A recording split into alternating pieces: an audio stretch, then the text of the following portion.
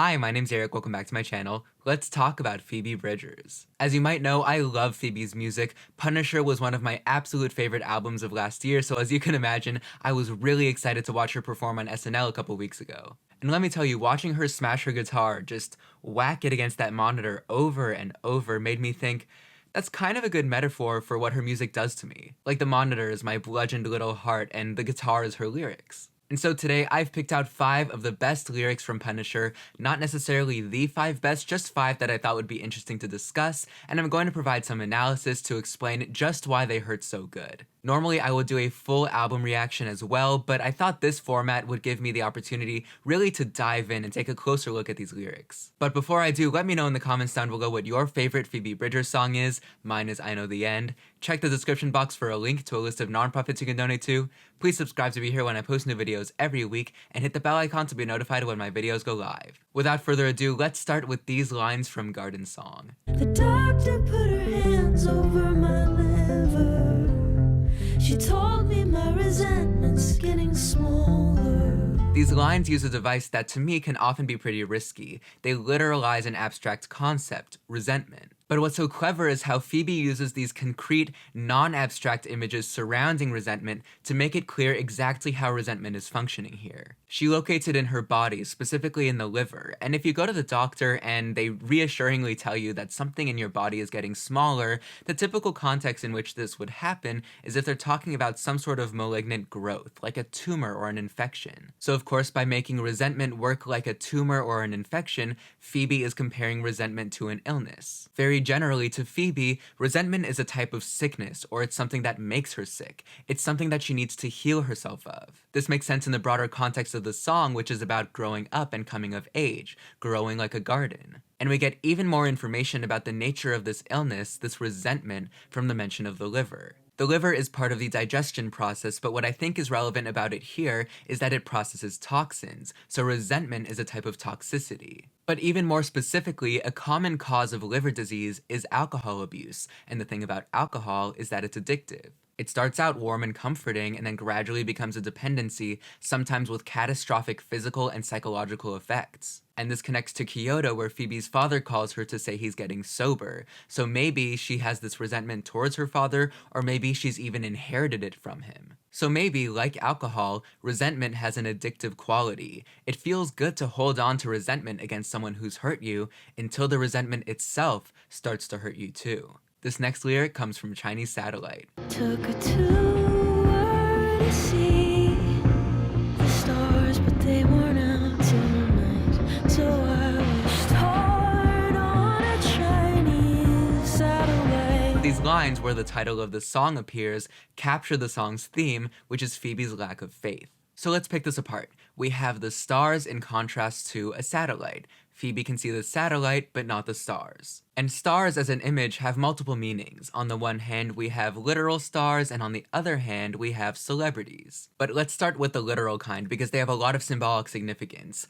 The stars as a phrase can refer to fate. Think of Romeo and Juliet being star-crossed lovers. More loosely, it refers to the divine, the universe, a supernatural force. Since Phoebe can't see the stars, she can't see or access or connect to the divine or the universe or to the experience of having faith. The stars can also provide guidance. For instance, particularly before satellites existed, sailors often depended on the stars for navigation. This might connect to Moon's song, where Phoebe dreams of having a nautical-themed birthday party. Subconsciously, she's a sailor adrift without the stars to guide her. So maybe Phoebe feels lost. She even ends the song by saying, "I want to go home." She would like to find her North Star, but she can't.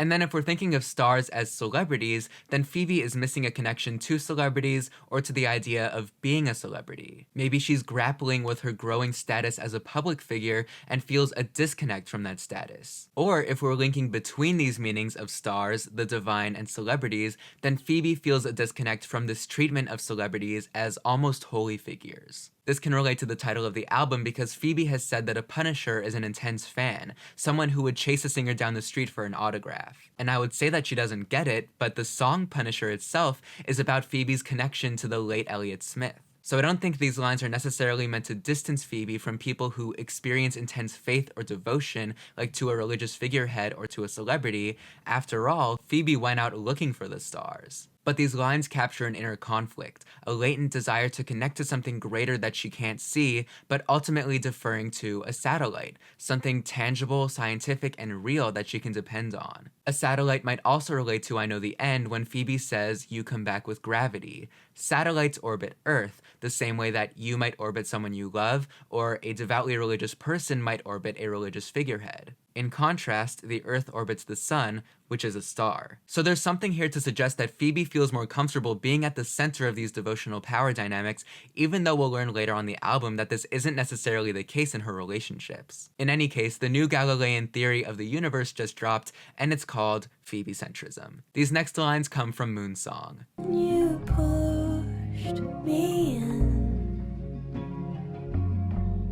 and now my feet can't touch the bottom of you. This is an important pair of lines in illustrating one of the ways that Phoebe struggles with her romantic relationships on this album, namely that sometimes she feels powerless. The word pushed in particular here is interesting because it's a pretty unconventional way of talking about the process of falling in love. Normally, if you're thinking about attraction, you imagine it as a pull and not a push. Phoebe even used this device on I Know the End when she talked about her lover's gravity. Push normally means away, so there's already this inner conflict built into the way that Phoebe feels about this partner. And she extends this idea further with the implied image of drowning. If you're in a pool, for instance, standing in the shallow end, feet firmly planted, is safe and comforting. In the deep end of a pool, or even in the ocean, there's something unsettling about not being able to feel something under your feet, right? Her lover is this deep pool or ocean that she's dog paddling in. She's vulnerable to them, maybe even susceptible to their tides that change with the moon. So this process of falling in love looks pretty grim from the outside. She had no power in entering the relationship, and she feels like she's lost power in the relationship too. So while these lines are a bit more straightforward, they lay some important groundwork for the emotional turmoil of the rest of the album. These next lines come from Savior Complex. All the skeletons you hide, show me yours, and I'll show you mine. This is a lyrical device that has shown up on other albums, but what I love about these lines is that they show Phoebe's sense of wit. She said not only that she enjoys bringing together very different feelings like humor and horror or sincerity and sarcasm, but also that she enjoys puns like her EP Inner Demos, her label Satisfactory, or her fandom name Phantoms, as opposed to Farbs. So while these lines aren't a pun per se, they definitely are witty. The phrase "show me yours and I'll show you mine" typically refers to private parts, so what it conveys immediately is a sense of intimacy. So sure, this can be a come-on, but it immediately follows a reference to hidden skeletons. The idea of skeletons in someone's closet refers to secrets, typically dirty secrets, and on a literal level is meant to evoke the corpses of murder victims. Phoebe talks a good deal about killers, especially on Stranger in the Alps, where the song Killer was very broadly about a couple unpacking their issues together, but what we have here is the physical dimension of intimacy moving in parallel with the emotional. It can be strip down and let me see your junk, or strip down even deeper and let me see your skeleton. Let me see what's going on inside. And we get a visual pun on this in the I Know the End music video, where Phoebe has a full locker room wardrobe exclusively of skelly suits, literally skeletons in her closet. And finally, these lyrics come from I Know the End. And when I call, you come home, a bird in your teeth.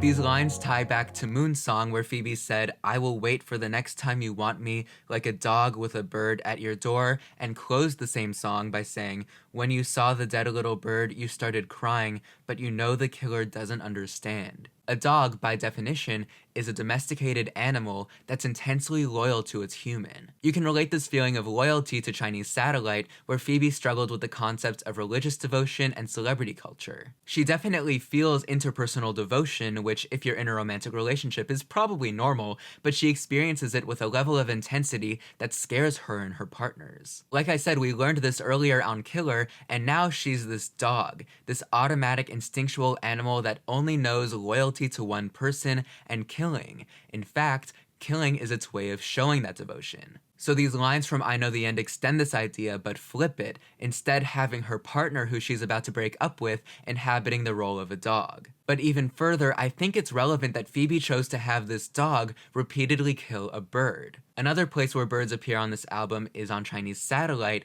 where Phoebe talks about drowning out the morning birds with the same 3 songs over and over. And even more generally, she mentions flying on Kyoto, where she uses the idea of flying to describe the freedom of the open road. So connecting this thread back, if flying is freedom, then birds, because they fly, embody freedom. But she was trying to block out the sound of these birds, ignore the prospect of freedom, which connected to her lack of faith. More specifically, because she used the same 3 songs to ignore that freedom, it was the comfort of familiarity that prevented her from seeing beyond, from seeing something greater. So this is symbolic of complacency taking away her freedom. So here's the parallel.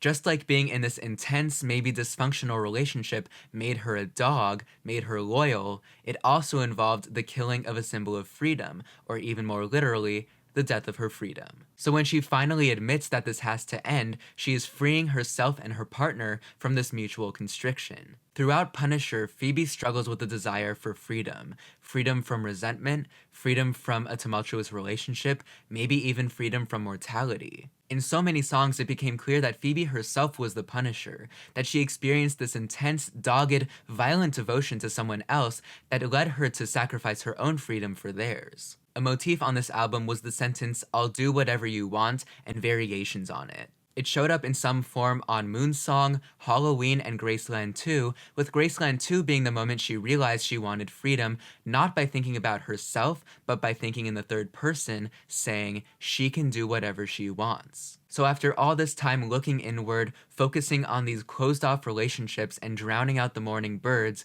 we begin to hear them chirp, and Phoebe looks up, determined to set herself free. So those are 5 great Phoebe Bridgers lyrics and how they work. As always, I'm totally open to alternate interpretations of these or any of Phoebe's lyrics. Let me know in the comments down below what music you'd like to see me react to and what other topics you'd like to see me cover on my channel. Check the description for that donation link. Please subscribe to be here when I post new videos every week. Thank you so much for being here. I hope you are staying safe and healthy, and until next time, that's it.